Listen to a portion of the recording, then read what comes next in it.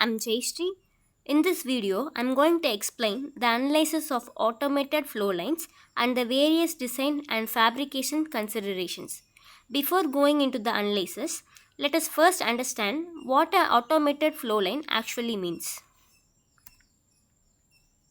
An automated flow line is basically a manufacturing system. Product move through a series of workstations in a particular sequence.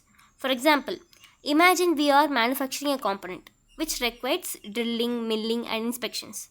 Instead of working manually, taking the component from one machine to the another, the component can automatically move from one station to the another workstation. So each station is responsible for a particular operation and the complete sequence is coordinated automatically. So the main idea here is different operation, different station, but one continuous automated production flow. In the next slide,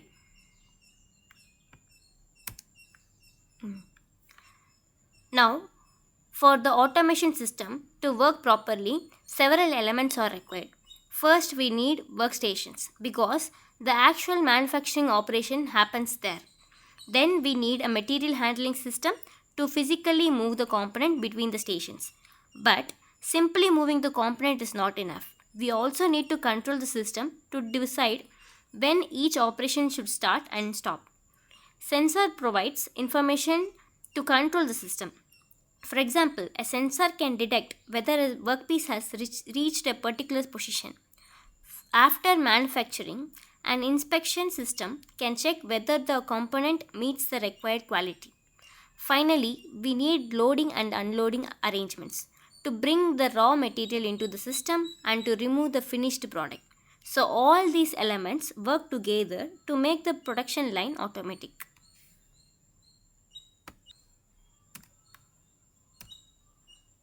In the next slide, we cannot simply install machines and assume that the production will be high. We have to analyze the system beforehand. So for example, if a company is expecting to produce 1000 components per day, we need to determine whether the flow line has enough capacity to achieve the target. For example, for this purpose, we look at parameters such as production rate, cycle time, bottleneck, efficiency and availability. The first parameter is production rate, which simply tells us how many components can be produced in a given amount of time. The next slide. Suppose one component takes 40 seconds to complete its required operation and handling, then the cycle time is 40 seconds. So, cycle time is important because it directly affects how many components we can produce. Now, let's consider that we have 4 workstations. Suppose 3 stations are complete their work operations quickly, but one station takes much longer. That slow station becomes the bottleneck. In simple terms, the bottleneck is the station that holds back the entire production line. Even if all the other machines are faster, the production rate cannot increase significantly unless we improve the bottleneck. So, identifying the bottleneck is one of the most important part of the flow line analysis. In the next slide. Now, just knowing the cycle time is not enough. We also need to know how effectively the different workstations are being used. This is where the line efficiency comes in. Imagine we have 4 machines, but one machine is working continuously while the other machine spends a lot of time waiting. In this case, the available machine time is not being utilized effectively.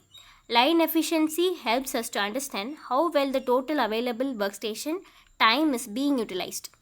The formula shows here compared the total operation time with the minimum available time based on the number of stations and the cycle time. So, higher line efficiency generally means less idle time and better utilization of the workstation. Now, imagine that our automated flow line is designed perfectly, but one machine frequently breaks down. We can't still achieve the high production. Absolutely no. So, Reliability and availability are also important. So, MTBF tells us how long the machine typically operates before a failure occurs, and MTTR tells us how long it takes to repair the machine after the failure. For example, if a machine operates for a long time without failure and can be repaired quickly, its availability will be high. Therefore, in an automated flow line, we don't only want machines that are faster, we also need machines that are reliable and available for productions. After analyzing the flow line, the next question is how we should design it. There are several important design considerations. First, production design. The production design should be designed in such a way that machines or automated system can handle it easily. If the component has unnecessarily complicated geometries or design or is difficult to orient, automation becomes more difficult and expensive. So, simple geometry, standard dimension and suitable tolerance are preferred. Next is the manufacturing process. So, the operation should be arranged in a logical sequence. We should avoid unnecessary movement of the workpiece and reduce setup and tool changing time. The workload should also be distributed properly between stations so that one station does not become overloaded. Then we have to select suitable machines. So, the machine should have enough accuracy and production capacity for the required operations. Its speed, power requirement and reliability also have to be considered. The fixture is especially important because it holds and locates the workpiece.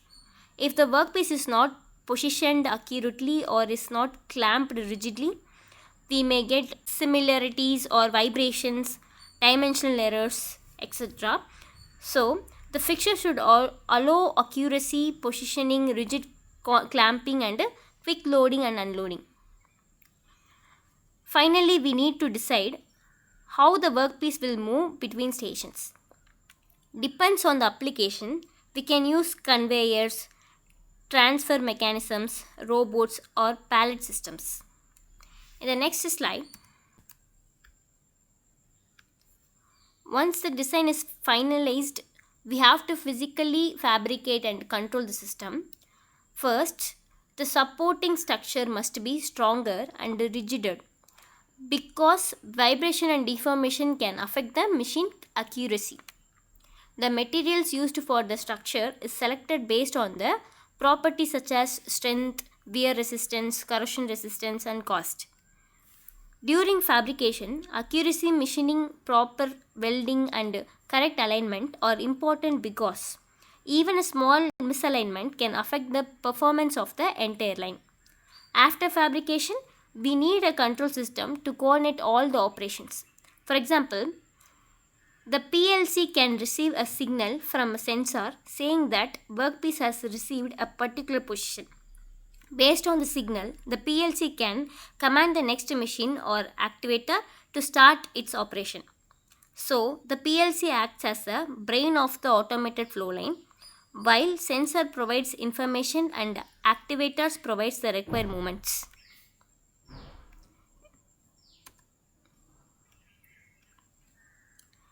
Since these machine operates automatically, safety cannot be ignored. Automated machines may contain moving parts, rotating tools, and high-speed mechanisms. Therefore, emergency stop buttons are provided so that the entire system can be stopped immediately during an emergency. Safety guard prevents operators from directly reaching the dangerous moving parts. Interlocking system ensures that the machine cannot operate when a safety door or guard is not properly closed. Light curtains or detected a person entering a dangerous area. Warning alarms and electrical protections provides additional safeties. The main objective is to prevent accidents while allowing the automation system to operate efficiently. In the next slide, even a well designed automated flow line requires regular maintenance. If maintenance is ignored, machine failure can stop the entire production line. Preventive maintenance means performing maintenance at planned interval before a failure occurs. Predictive maintenance goes on a step further. We monitor the condition of the machine and try to identify the signs of the failure before the actual breakdown. Apart from this, tool need to be replaced, sensors need to be checked, moving components need to be lubricated, and the entire system need to be regular inspection. The main purpose of the maintenance is to reduce the unexpected downtime and keep the production line reliable. The next slide. So, what do we achieve if we properly design and analyze the automated flow line? First, productivity increases because the machine can perform repetitive operation continuously. Next is product quality also become more consistent because the same process is repeated under controlled conditions. Proper design can reduce unnecessary waiting and moving, which helps reduce cycle time. Since many operations are automated, all these improvements together result in the better overall manufacturing efficiency. The next slide. To conclude, an automated flow line is not simply a group of machines connected together. It is an integrated manufacturing system in which the machine material handling, sensors, control systems, and inspection systems have to be worked together. First, we analyze the line using the parameters such as cycle time, production rate, bottleneck, efficiency, and availabilities. Then we consider the production design, process design, machine selection, fixture, material handling, and fabrication. Finally, safety and maintenance are necessary to keep the system reliable. Therefore, proper analysis and design of the automation flow line can provide high productivity, consistent quality, reduces production time, and improves manufacturing efficiency. Thank you.